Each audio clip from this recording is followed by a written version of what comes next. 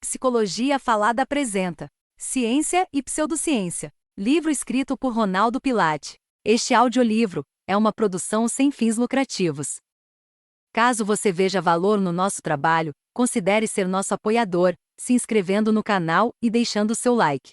Para uma melhor experiência, tenha o texto em mãos e busque seus fones de ouvido. Boa leitura! Há uma limitação desconcertante de nossa mente. Nossa confiança excessiva no que acreditamos saber e nossa aparente incapacidade de admitir a verdadeira extensão da nossa ignorância e a incerteza do mundo em que vivemos. Daniel Kahneman. A psicologia humana e o conhecimento científico. Self e os vieses cognitivos. Os escaninhos mentais. Para compreender como e por que o conhecimento científico é a forma mais eficiente que temos para aprender a realidade, é preciso entender as características do aparato que dispomos para tornar conhecido o que nos cerca. A cognição. Trata-se do mecanismo que o cérebro utiliza para compreender a realidade à nossa volta e para compreender a nós mesmos. Ainda que pareça muito sofisticada, a cognição é imperfeita. Pense um pouco. Por mais que a evidência de funcionamento do ômega 3 não estivesse clara, quanto você aceitou do argumento de autoridade do vendedor, que contou sobre a pesquisa de uma importante universidade confirmando sua eficácia? Acreditar na fonte do argumento e não no argumento em si é um dos vieses de compreensão do que está à nossa volta. Este capítulo trata dessas questões. A imperfeição em assimilar a realidade começa com nossa baixa capacidade de captar informações por meio de nossos sentidos básicos. Somos capazes de enxergar apenas até determinado limite de tamanho dos objetos. Nossa acuidade visual, por melhor que seja, não consegue detectar objetos cujo tamanho se encontre abaixo desse limiar. Nossa incapacidade de ver também é verdadeira para diferentes tipos de manifestação de um fenômeno vital para nossa existência. A luz. Além de você ser incapaz de ver a partícula básica que constitui a luz, o fóton, não é possível enxergar a luz que se manifesta fora do espectro observável, como o infravermelho ou ultravioleta. Esses espectros também são manifestações da luz, mas seu olho é incapaz de captá-los ou seu cérebro incapaz de processá-los. As mesmas limitações perceptuais são verdadeiras para outros sentidos, como a audição, que não capta sons fora de uma amplitude de frequência específica, e seu tato, que é capaz de captar informações de elementos com um tamanho mínimo específico. Somos incapazes de compreender claramente as enormes distâncias entre objetos no universo, ainda que tenhamos uma noção relativamente apurada de distância para os objetos com os quais interagimos. Tampouco somos capazes de compreender adequadamente a manifestação da velocidade dos objetos, pois somos hábeis apenas para captar a velocidade e o tempo dentro de uma escala limitada. A nossa limitação de apreensão da realidade começa, portanto, pelos sentidos, porta de entrada para o entendimento do mundo, a porta de entrada da cognição. Nossa espécie teve um cérebro moldado pela evolução, a partir de determinados condicionantes, para garantir sua adaptação. Essa história evolutiva determinou certas características funcionais. Nesse contexto, a ciência e o desenvolvimento tecnológico tiveram papel central para expandir as fronteiras dessas limitações. Se não fosse o desenvolvimento de tecnologias de ampliação da visão, como o microscópio ou o telescópio, até hoje seríamos incapazes de compreender que a realidade do universo é muito maior do que o conhecimento que nossos sentidos nos permitem acessar. A história evolutiva da espécie nos dotou de um equipamento cognitivo de grande potencialidade. A ciência da evolução e suas aplicações para compreender nossa espécie tem trazido um entendimento fundamental sobre ele. O estudo da mente humana é um empreendimento desafiador e importante, seja pelo seu caráter aplicado para resolver problemas práticos, seja pelas respostas que traz a questões básicas de nossa natureza. Nesse desafio, nada mais coerente do que entender como o cérebro evoluiu, fruto do mesmo processo de seleção natural de todas as outras espécies. O cérebro é a base biológica da mente. Sem cérebro, não há mente. A noção dualista, isto é, de que cérebro e mente são elementos distintos, sistematizada pela filosofia cartesiana do século XVII e ainda presente em várias compreensões filosóficas sobre o comportamento humano, acabou por produzir um erro que atualmente a ciência reconhece e procura eliminar. Tal erro foi identificado e criticado em diferentes momentos da história da psicologia, mas foi o advento do estudo do cérebro, principalmente a partir da década de 1990, que permitiu uma síntese do que hoje é aceito. A compreensão de que o cérebro é a base biológica da psicologia e que ele está integrado ao comportamento. Esses elementos integrados são os recursos para entender o mundo à nossa volta. Compreender a história evolutiva do cérebro é o primeiro passo para entender as características do funcionamento da cognição e seu esforço para atribuir significado ao que nos rodeia. O nível evolutivo nada mais é do que um dos níveis de análise para entender o fenômeno. Autores têm apresentado modelos explicativos da evolução do cérebro e da cognição humana. As crenças que desenvolvemos para explicar e fornecer sentido ao que existe são uma das estruturas da cognição. Especificamente sobre a evolução das crenças, Blank e Sed sintetizam uma série de fatores importantes para compreender por que o endosso à forma de funcionamento da ciência exige esforço para se ajustar à estrutura cognitiva. O princípio geral que a psicologia evolucionista postula é que a mente humana evoluiu por meio de sistemas que dão conta de tarefas e demandas pontuais. Tais sistemas são uma resposta a desafios adaptativos com os quais nossos ancestrais se defrontaram, tais como evitar predadores ou localizar alimentos. Isso implica que, ainda que a sociedade tenha se tornado complexa e o conhecimento sobre o universo tenha aumentado substancialmente, nossa mente evoluiu alterando suas estruturas e seu funcionamento ao longo de várias gerações e se preparou para um modo de vida coletor-caçador. Essa preparação produz algumas características de funcionamento, como o uso de atalhos mentais que estão relacionados a um raciocínio intuitivo sobre o mundo. Então, algo que pareça certo, sob o ponto de vista do julgamento intuitivo, tem grande chance de estruturar a crença de julgamento e ser considerado correto mesmo quando existem evidências contrárias à crença. Aí está um motivo de por que as crenças pseudocientíficas têm tanto apelo. Basta parecer correto, sem necessariamente ser correto a partir das evidências. Shermer argumenta que, primeiramente, formulamos a crença em algo e apenas depois desenvolvemos argumentos para justificá-la. Assim, primeiro acreditamos para depois racionalizar sobre o que queremos acreditar. A psicologia evolucionista permite compreender que a mente possui incompatibilidade com conhecimento de caráter falível. Ela é preparada para o reconhecimento de padrões, pois tal tipo de capacidade foi bem-sucedida na sobrevivência em ambientes hostis. Essa capacidade, em essência, induz a um conhecimento estável, infalível. Imagine um ancestral naquele ambiente caçador-coletor, típico do desenvolvimento da espécie. A capacidade de reconhecer a alteração ambiental produzida por um felino predador na savana foi um fator muito importante para aumentar as chances de sobrevivência. Nossa habilidade em reconhecer mudanças ambientais e, a partir daí, estabelecer relações de causa e efeito entre os eventos foi crucial para nossa adaptação. Shermer define essa característica do cérebro humano como padronicidade, que é a tendência de encontrar padrões significativos em dados que podem ou não ser significativos. Há algumas décadas, a pesquisa em psicologia tem descrito necessidades psicológicas básicas, ou seja, mecanismos que funcionam como motores de nossa psicologia. A necessidade de compreender de forma precisa e acurada o que nos cerca é uma destas necessidades. A busca por uma exata compreensão nos motiva a elaborar explicações racionais e eficientes para dar significado ao que percebemos. Do ponto de vista evolucionista, a padronicidade é o elemento constituinte dessa necessidade de ser acurado. A busca por padrões possibilita o estabelecimento de relações entre eventos que percebemos no mundo, servindo como base para a construção de explicações acuradas. Pesquisas recentes em psicologia têm mostrado como o endosso a crenças infalsificáveis serve para a satisfação da necessidade de acurácia.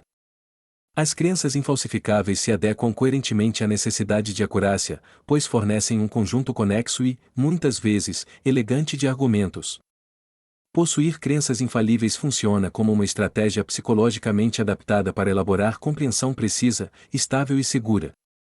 Isso porque tais sistemas, por serem estáveis e não sujeitos à incerteza, possuem uma vantagem psicológica em relação aos sistemas de crença baseados em conhecimento incerto e provisório.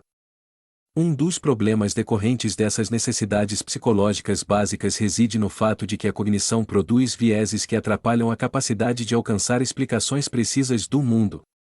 Ainda que pareçam lógicas, racionais e coerentes, muitas de nossas explicações falham em ser precisas. Por exemplo, a busca pela padronicidade pode, e frequentemente o faz, estabelecer relações que verdadeiramente não existem.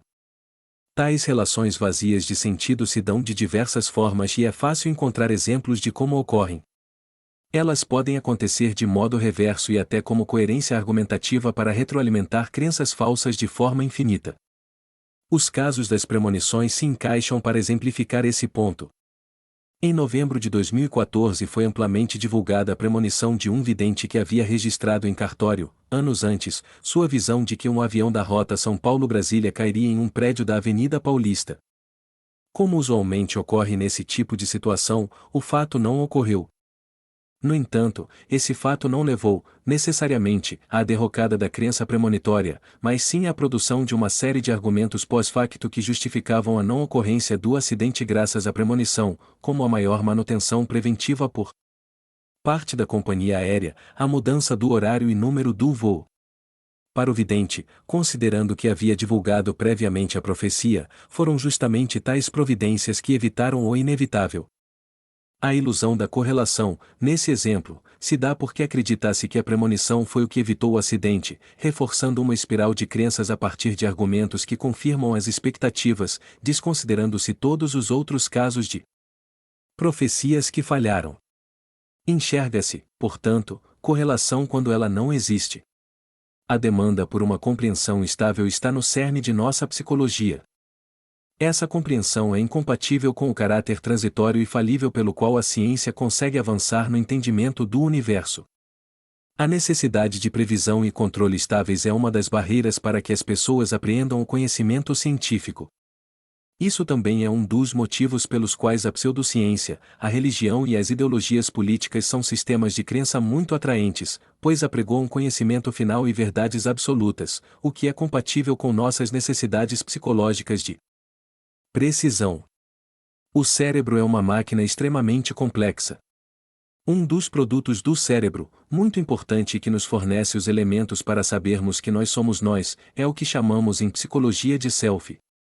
Roy Baumeister define o self como um processo psicológico que possui 3 funções. A primeira é a capacidade de autoconhecimento, autoavaliação, e diz respeito à nossa habilidade de refletir sobre nós mesmos. A segunda é a de relacionamento interpessoal, pois muito do que sabemos sobre nós ocorre graças ao que conhecemos sobre os outros, reconhecendo as similaridades e diferenças com quem convivemos, o que ajuda a definir quem somos. E a terceira é a função executiva, a ideia de que somos agentes do nosso comportamento, dos nossos julgamentos, de nossas tomadas de decisões. O self indica, portanto, que nós somos nós, diferente de outros, que possuímos memórias de eventos particulares, que dão a dimensão de quem somos e do que seremos.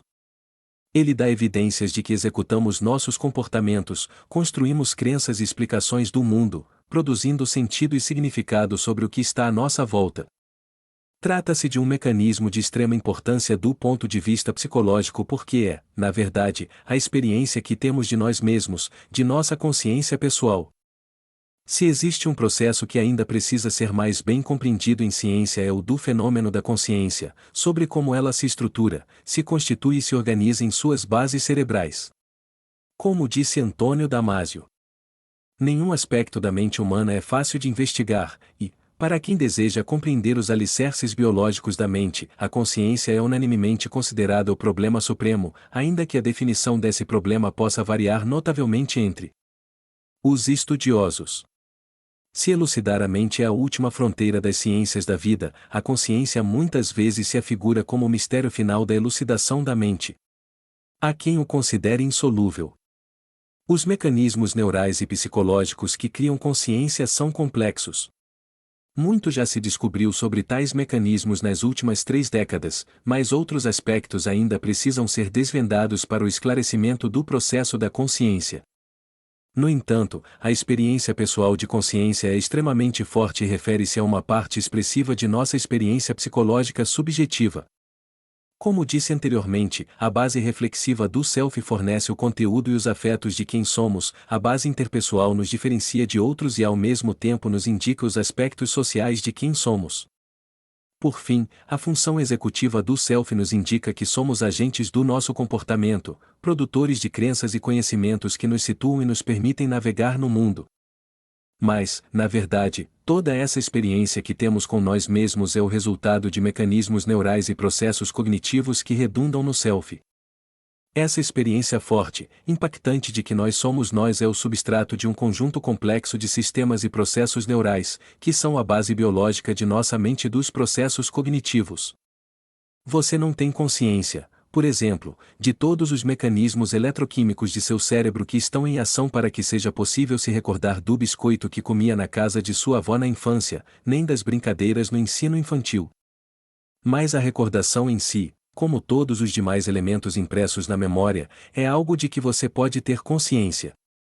Por isso tudo, no final das contas, o self é uma ilusão.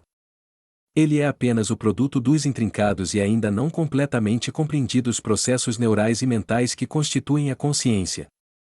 Então, sob esse ponto de vista, essa experiência é uma ilusão, pois é o resultado de um sem número de outros processos e mecanismos que nem conseguimos ter ideia de que estão em ação para resultar nessa experiência de eu. É difícil pensar na consciência como uma ilusão, não é mesmo? Tente refletir sobre isso por alguns instantes. Estou certo de que você consegue fazer esse exercício. A faculdade de metapensamento é um exercício para ir além da limitação imposta pela própria impressão de que somos o self, este agente que controla nosso comportamento e dá significado ao que está à nossa volta. Pois bem, esse agente, como já expliquei, é uma estrutura cognitiva organizadora do mundo, que informa sobre o que sabemos do universo e de nós mesmos. As informações que utilizamos para tornar esse mundo compreensível são baseadas nesse agente. Tendo isso em mente, entenda a ciência e os instrumentos científicos como uma prótese o que aumenta e expande sua percepção do mundo para além do que o agente permite compreender. Bom, mas a esta altura do livro já deve ter ficado claro que aprender o universo sob uma perspectiva científica não é unicamente utilizar esses aparelhos de expansão de nossa percepção para coletar dados que não conseguimos captar pelos nossos sentidos. Vai além disso. Nesse momento, a questão central é a compreensão da incerteza do que sabemos.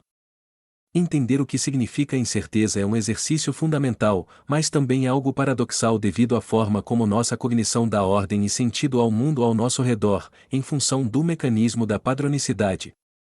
Quando se fala em certeza e exatidão, muitas pessoas, de forma intuitiva, pensam logo em números e na matemática.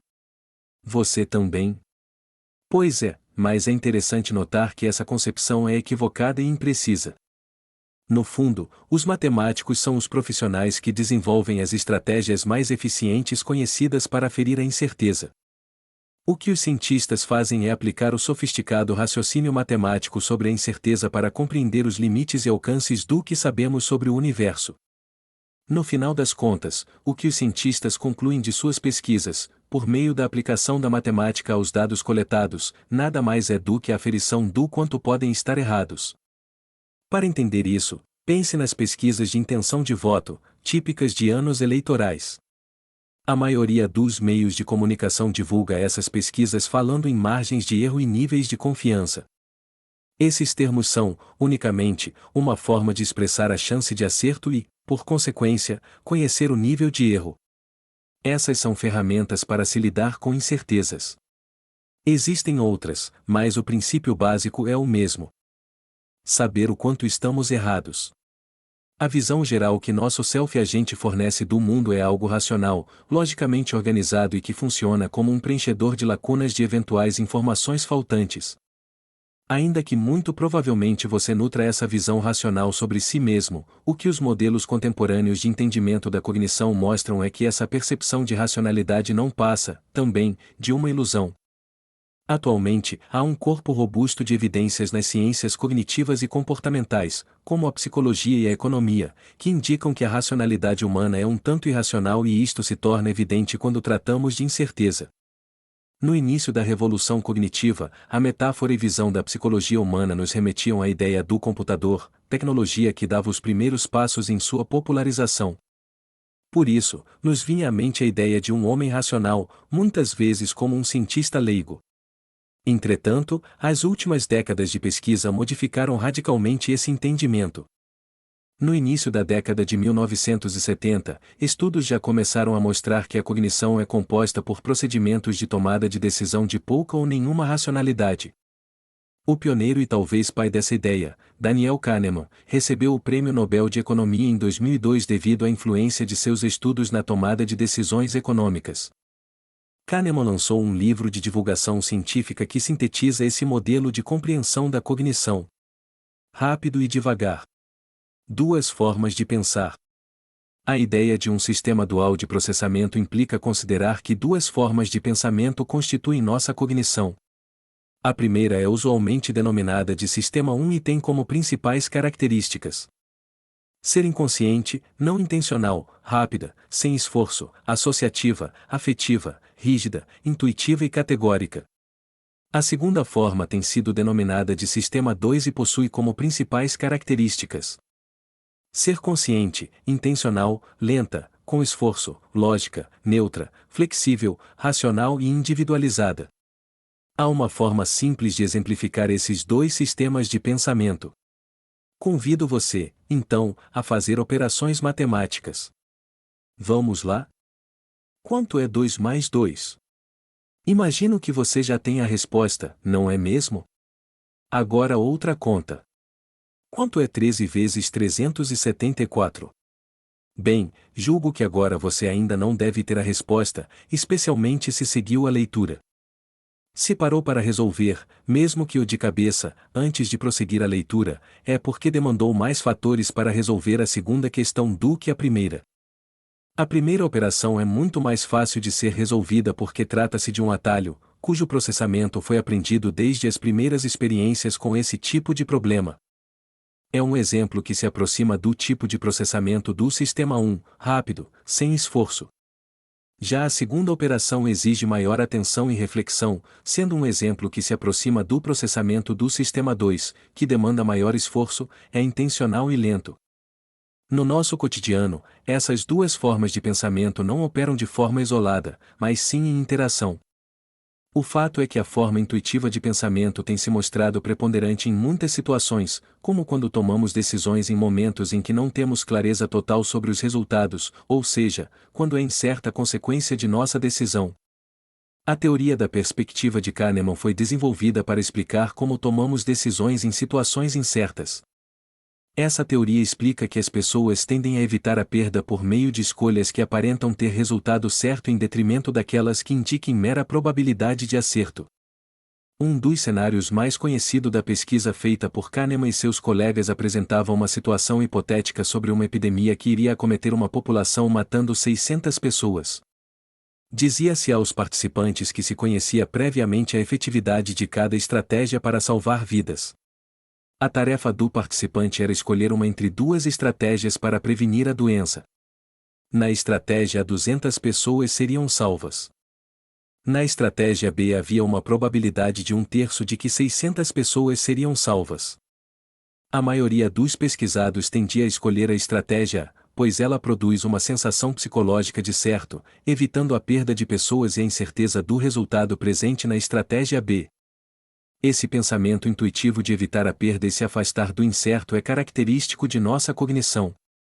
O fato é que o pensamento intuitivo é parte integral de nosso modo de aprender o mundo e, por seu caráter inflexível, ele apresenta um grau elevado de incompatibilidade com a forma como o conhecimento científico é produzido.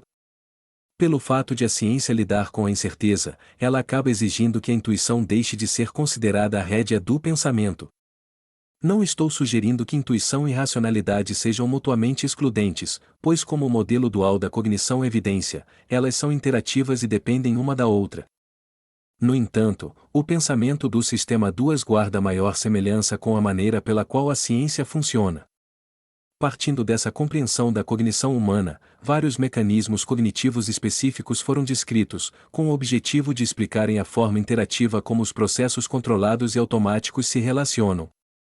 Há muitas situações em que processos automáticos sobrepujam os controlados, ainda que nossa ilusão de consciência do self-agente acabe por dar a impressão de que temos o controle de tais mecanismos.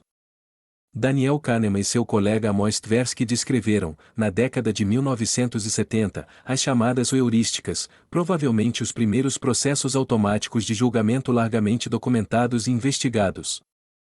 As heurísticas são atalhos mentais para se fazer julgamentos de forma rápida e eficiente.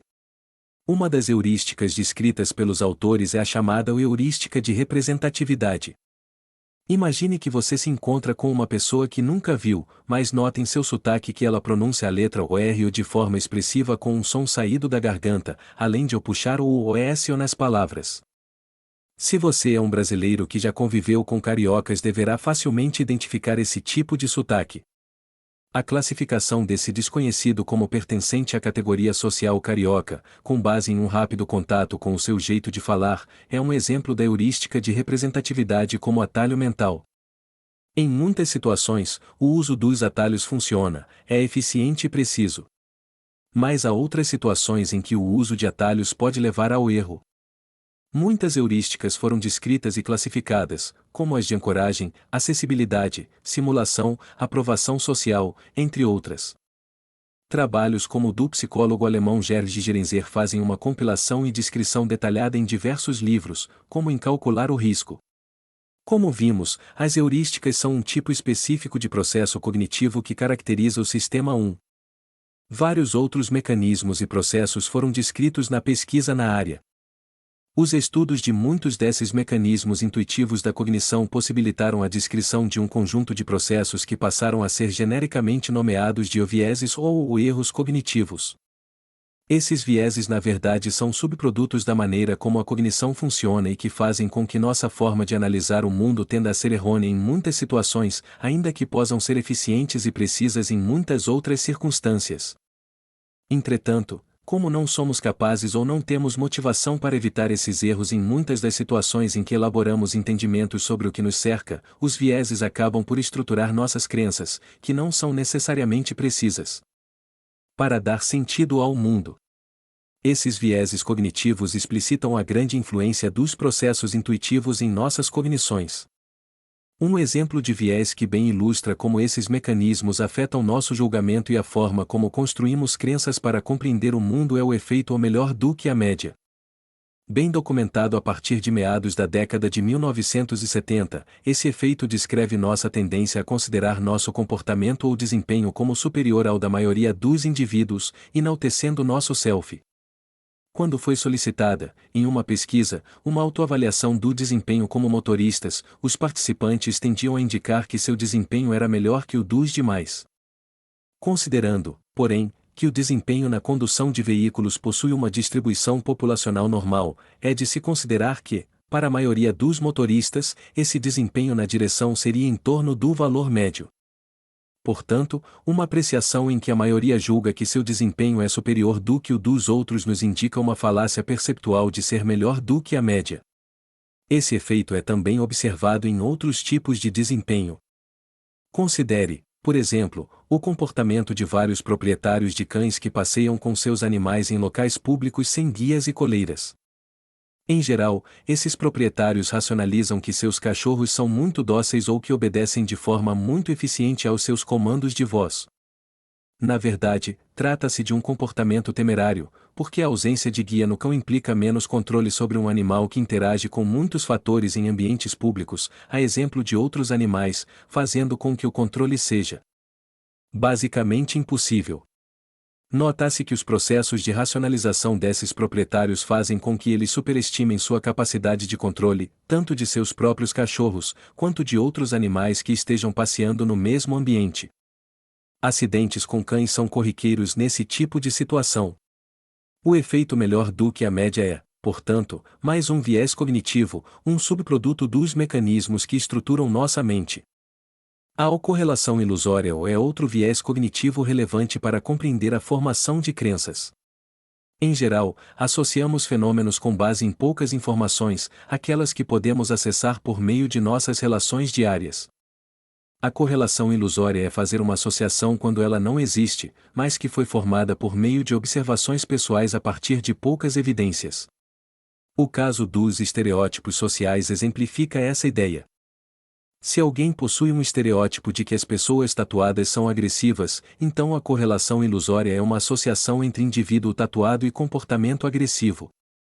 Ela se beneficia muito de outro erro cognitivo, o viés de confirmação, que é a tendência a observar evidências que confirmem nossas crenças prévias sobre determinado assunto ou fenômeno. Nesse caso, se acredito que tatuados são agressivos, então o viés de confirmação fará com que eu busque evidências confirmatórias dessa associação quando presenciar uma cena de agressão e ignorar evidências contrárias. Dentre os vieses apresentados na tabela, o de confirmação é de fundamental importância para entendermos como nossa cognição é limitada para apreender a realidade. Como já exposto por outros autores, o maior benefício que a ciência fornece ao pensamento humano é diminuir a influência que o viés de confirmação nos impõe para compreender a realidade. Acreditar naquilo que queremos acreditar significa confirmar as expectativas que já possuímos para explicar a realidade, buscando evidências que as confirmem. O pensamento científico funciona de uma maneira, por meio do ceticismo e do princípio da falseabilidade, em que a procura por confirmação é desacreditada, redirecionando nossa atenção para que possamos também enxergar evidências que contradigam o que possuímos de expectativa. A partir dessa eficiente estratégia, o pensamento científico diminui a ocorrência do viés de confirmação, permitindo que não caiamos na situação circular e viciosa de confirmar aquilo em que já acreditávamos. Lembrar-se sempre de que podemos acreditar em algo errôneo é o melhor exercício que podemos fazer para conhecer a realidade. Um exemplo prático de como a ciência emprega estratégias para evitar o viés de confirmação foi apresentado no início do capítulo O que caracteriza o conhecimento científico, quando falei sobre como asserções científicas devem ser passíveis de falsificação. Retomando o caso dos passes espirituais, é necessário para se testar a afirmação de que passes espirituais reduzem a ansiedade que os cientistas confrontem aquilo que julgam ser uma explicação para a realidade com outras explicações alternativas ou a simples ausência de qualquer intervenção. É justamente para se evitar o viés de confirmação que esses confrontos são feitos. Veja, se apenas fizéssemos uma pesquisa em que o grupo com o tratamento dos passes fosse investigado, então não daríamos a oportunidade para que explicações alternativas fossem comparadas à nossa expectativa. Se os resultados do grupo que é tratado com passes espirituais levam à diminuição de ansiedade, mesmo que minimamente, então podemos chegar a essa conclusão, graças ao viés de confirmação, comprovando que nossa explicação funciona. Um trabalho científico utiliza um método que minimiza a chance de o viés de confirmação dominar o pensamento. Nesse exemplo, o método utilizado foi o de comparar os passes com outros dois grupos, um com outra terapia e o terceiro sem nenhuma intervenção, o chamado grupo controle. Somente com estratégias como essa é que somos capazes de minar nossa tendência a acreditar no que queremos acreditar, a evitar o viés de confirmação. Como pôde ser visto na tabela, muitos são os vieses que a cognição produz para depreender a realidade que nos cerca. Não é minha intenção ser exaustivo na apresentação de todos os vieses já descritos, mas desejo demonstrar que esses mecanismos, ainda que bastante eficientes do ponto de vista da história evolutiva de nossa espécie, tendem a demonstrar inflexibilidade. Buscam por padronicidade e podem levar, frequentemente, ao erro. Ainda que tenhamos, no geral, uma visão racional sobre nós mesmos, no final das contas nossas ferramentas de fábrica para compreender o mundo são bastante intuitivas e irracionais. Como já argumentei anteriormente neste livro, a forma como a ciência produz sentido da realidade demanda um pensamento flexível, cético e racional do mundo. Há, nesse caso, uma evidente incompatibilidade com boa parte do funcionamento de nossa cognição. Uma postura científica de compreensão do mundo não é inata ou facilmente adquirida. Na verdade, a evolução nos paramentou com um mecanismo cognitivo que é inflexível na maioria das situações, que lida mal com a incerteza e acaba fazendo com que nos afastemos dela. Exige menos esforço cognitivo depositar as fichas em sistemas de conhecimento fechados, não falsificáveis, que nos distanciam da incerteza. Isso confere maior estabilidade para predições sobre o mundo, trazendo conforto psicológico. Por tais características, sistemas infalsificáveis são psicologicamente atraentes, pois se ajustam mais facilmente a essa demanda de afastamento da incerteza e busca de precisão. Entretanto, é perfeitamente possível transpor essa barreira para lidar bem com a incerteza. A ciência é o principal exemplo disso e constitui a forma mais eficiente desenvolvida para melhorar nossa condição de vida, bem como lograr explicações eficientes e racionais para os mais básicos dilemas que nos assolam. Os escaninhos mentais. Uma questão aparentemente paradoxal surge quando nos deparamos com o caráter distinto, até oposto, entre a forma como a psicologia humana trata da construção de significado do mundo e a maneira como a ciência nos ensina a compreender o universo. De um lado, está a padronicidade, que motiva a buscar conhecimento estável, no qual as predições de compreensão do mundo sejam seguras e certas. Do outro, está o caráter incerto, provisório, que o conhecimento científico fornece. Tais sistemas de crença são incompatíveis por sua natureza. Como lidamos com esta incompatibilidade? Como acomodar sistemas de crença de bases tão distintas na mesma mente? A manutenção de sistemas de crença incoerentes começa a ser esclarecida quando nos debruçamos sobre os processos cognitivos da mente. Trabalhos recentes têm reafirmado a intuitiva adesão das pessoas a ideologias infalsificáveis. Friesen e colaboradores, a partir da descrição de motivadores da psicologia humana, argumentam que o endosso a crenças infalsificáveis possui dois benefícios. O primeiro é o ofensivo, que permite às pessoas mantê-las de maneira mais firme atacando evidências contrárias. O segundo é defensivo, fazendo que as pessoas reconstruam suas crenças tendo por base justificativas infalsificáveis, mantendo a resistência aos fatos que as contradigam. Por exemplo, se uma pessoa acredita que a Terra é plana e busca manter sua crença, uma estratégia ofensiva seria atacar argumentos contrários, desqualificando-os, como ao argumentar que a foto do planeta em forma de esfera foi tirada pela NASA, que é uma das corporações que querem manter o pacto de mentira global sobre o assunto. Seria um exemplo de uma estratégia defensiva argumentar que uma esfera não poderia manter água em estado líquido sem perdê-la para a gravidade e, portanto, apenas um planeta em formato plano seria um recipiente adequado para manter rios e mares. Os mecanismos psicológicos ofensivos e defensivos para a manutenção de crenças infalsificáveis são aplicáveis a qualquer tipo de sistema, como pseudocientíficos, religiosos ou ideológicos. A pesquisa indica a existência de diferentes motivações para a cognição humana, incluindo a acurácia, ou seja, a busca pela resposta que aparente ser a mais próxima da realidade. A crença em sistemas infalsificáveis também pode ser entendida como uma motivação humana básica. O endosso a tal tipo de sistemas de crença é o cerne de um mecanismo motivacional humano, relacionado à nossa história evolutiva, e que nos ajuda a compreender por que o apoio a sistemas de crença infalsificáveis perdura mesmo após uma aprendizagem científica elaborada. Tal persistência ocorre, inclusive, em cientistas bem treinados.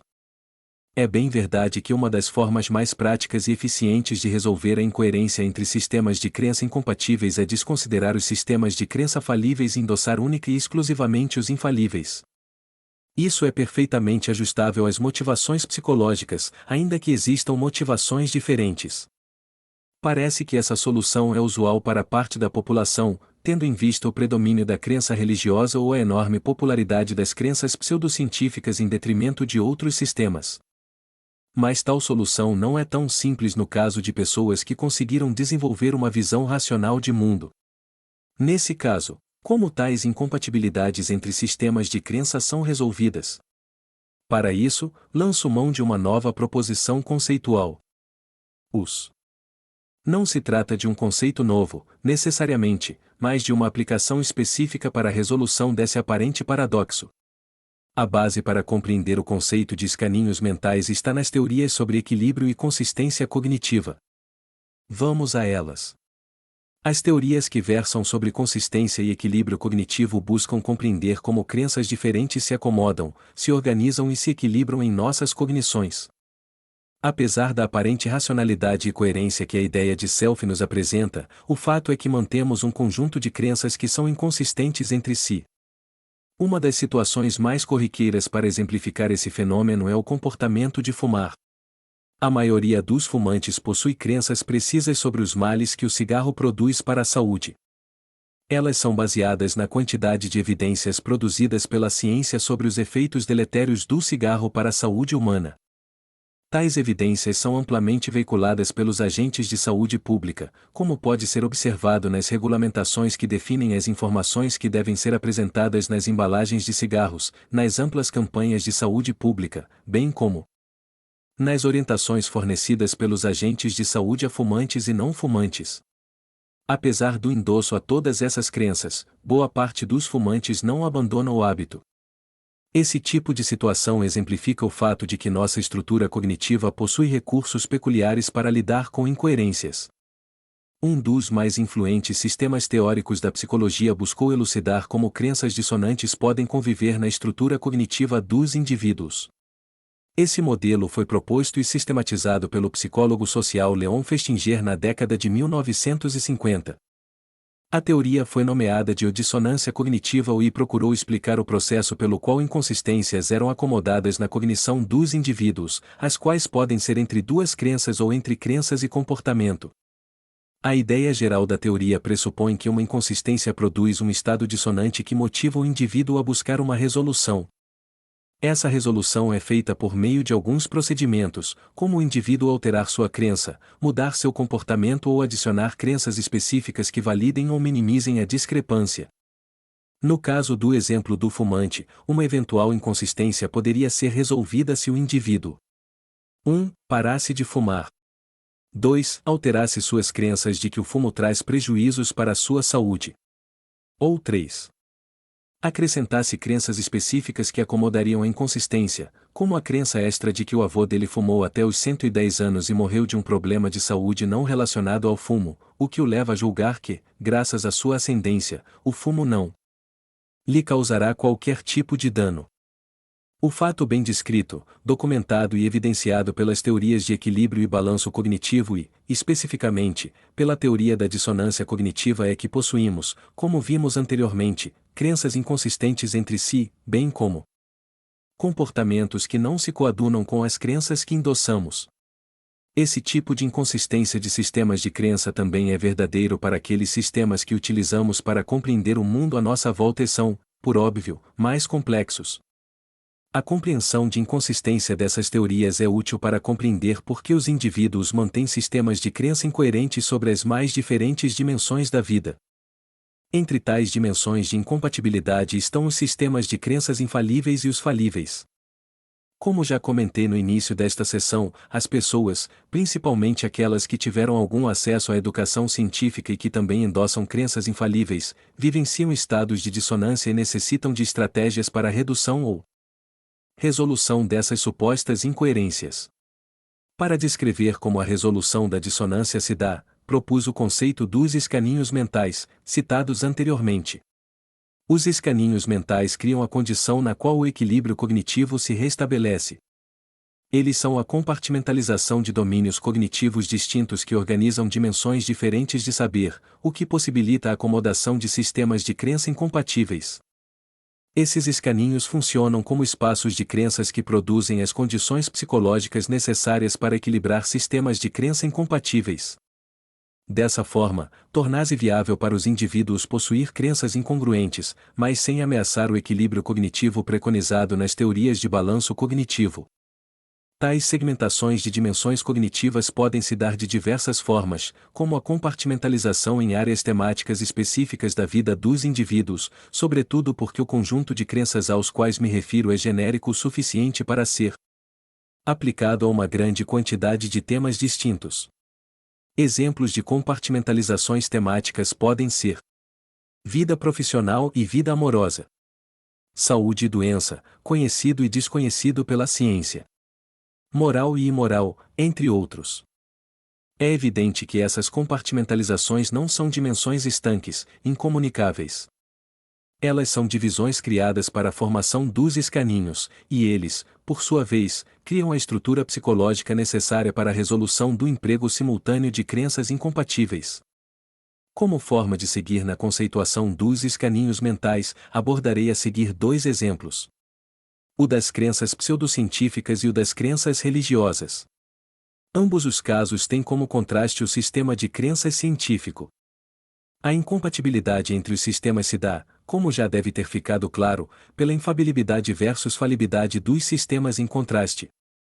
O principal elemento que sustenta os escaninhos mentais no caso da pseudociência é a ausência de conhecimento finalizado, fornecido pelo conhecimento científico, sobre determinado tema.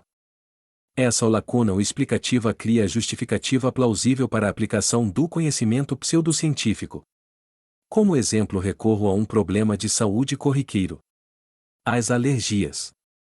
Os fatores causadores ou desencadeadores das alergias são bem descritos pela medicina, mas lacunas explicativas e imprecisões, bem como a não eficiência completa dos tratamentos, são suficientes para que as pessoas desenvolvam visões pseudocientíficas alternativas para o problema e seu tratamento. É comum que pacientes que se engajam em terapia medicamentosa para o tratamento de alergias não tenham o sucesso esperado na redução dos sintomas. Nesse tipo de situação, métodos pseudocientíficos alternativos são frequentemente utilizados, como é o caso dos tratamentos homeopáticos. É bastante documentado na literatura médica que a homeopatia possui efeitos iguais ao de um placebo.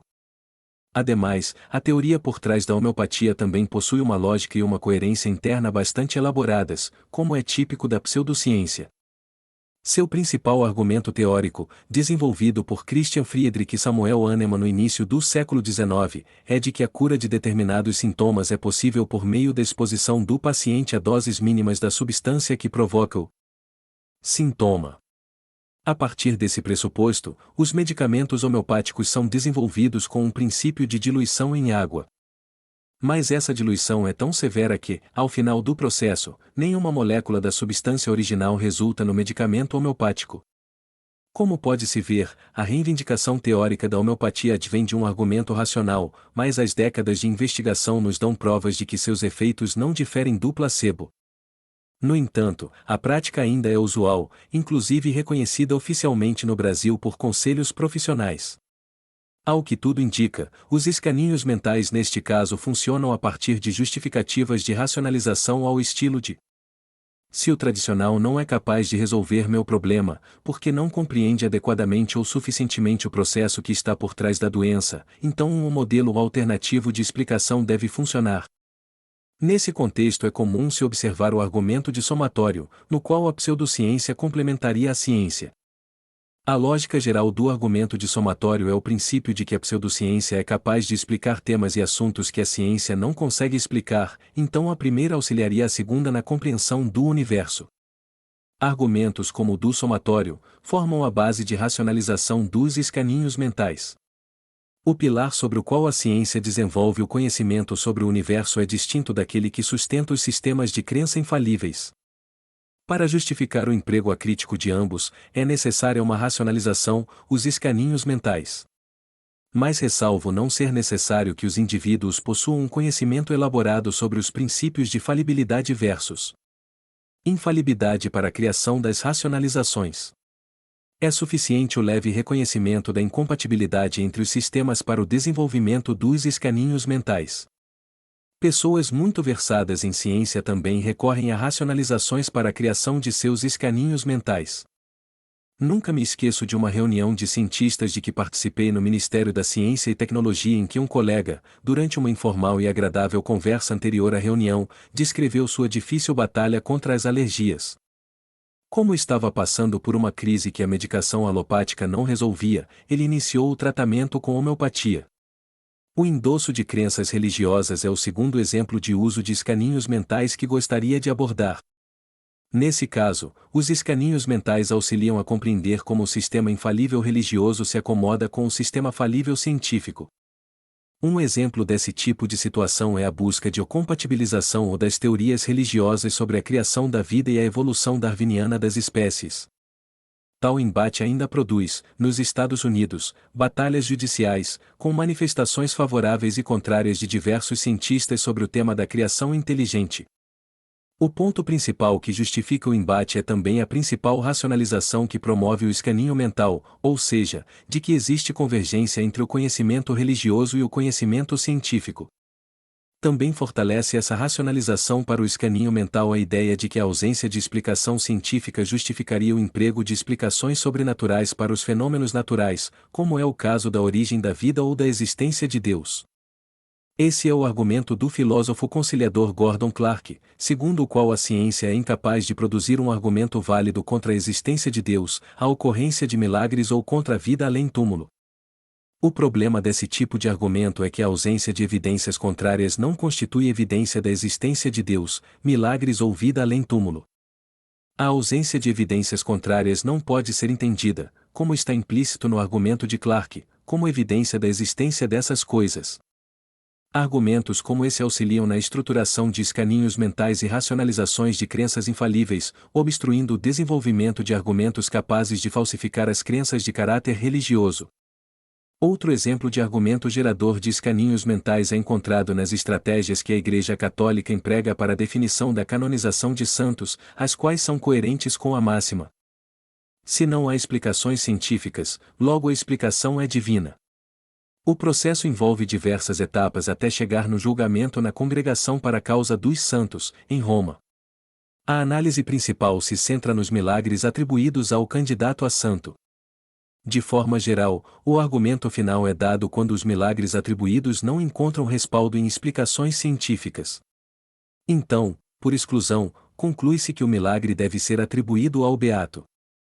Nesse caso, o mecanismo de racionalização é associado à máxima de que a ausência de evidências é a prova do caráter sobrenatural da ocorrência. Tal argumento cria uma justificativa plausível para a criação de escaninhos mentais que separa o mundo natural, magistério científico, daquele não natural, magistério da religião e da crença religiosa. A racionalização que fornece embasamento para os escaninhos mentais religioso é o conceito de magistérios não interferentes. A ideia de magistérios não interferentes não foi cunhada por Stephen Jay Gould, mas foi popularizada por esse proeminente divulgador da ciência. Trata-se da ideia subjacente aos escaninhos mentais de que ciência e religião abordam questões diferentes, dedicando-se a primeira ao estudo dos fenômenos naturais e a segunda à compreensão e normatização de questões como a moralidade. Defendida também por outros autores, a separação em magistérios distintos, portanto, uma base persuasiva para a elaboração dos escaninhos mentais. Em suma, o ponto é que o conhecimento sobre a psicologia humana nos apresenta evidências de que somos máquinas de crença, que antes de analisar criticamente uma crença, na verdade, acreditamos ou desacreditamos nela de forma automática e só mais tarde procuramos raciocinar para justificá-la. Esses mecanismos estão na estrutura e configuração de nossa cognição, que funciona por meio de dois esquemas de processamento e possui características evolutivas determinadas pela busca da padronicidade. Os escaninhos mentais nada mais são do que estratégias para solucionar eventuais inconsistências entre sistemas de crença que possuem natureza distinta, ou quaisquer inconsistências que possam produzir algum nível de desconforto. Pesquisas em cognição social já demonstraram que nem todas as inconsistências são relevantes, mas quando essas são relevantes, então há necessidade de equilíbrio e balanço entre crenças. Nessas situações as racionalizações produzidas pelos escaninhos mentais entram em cena, desenvolvendo o equilíbrio necessário. Desconheço qualquer ação científica que tenha buscado sistematizar a forma pela qual crenças falíveis e infalíveis se equilibram na psicologia humana. Até onde me é dado saber, essa é a primeira proposta de conceituação dos escaninhos mentais. Por esse motivo, todo o empreendimento científico para seu estudo ainda necessita ser realizado. Os escaninhos mentais não são bons ou maus.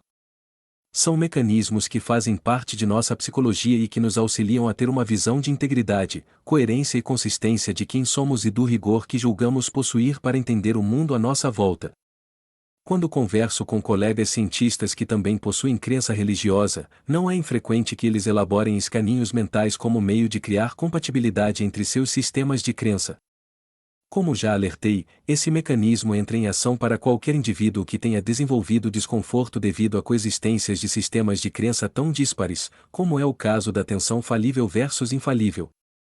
Os escaninhos mentais são subprodutos da forma como nosso cérebro funciona, da ideia de self que possuímos. Os escaninhos mentais são funcionais e relevantes.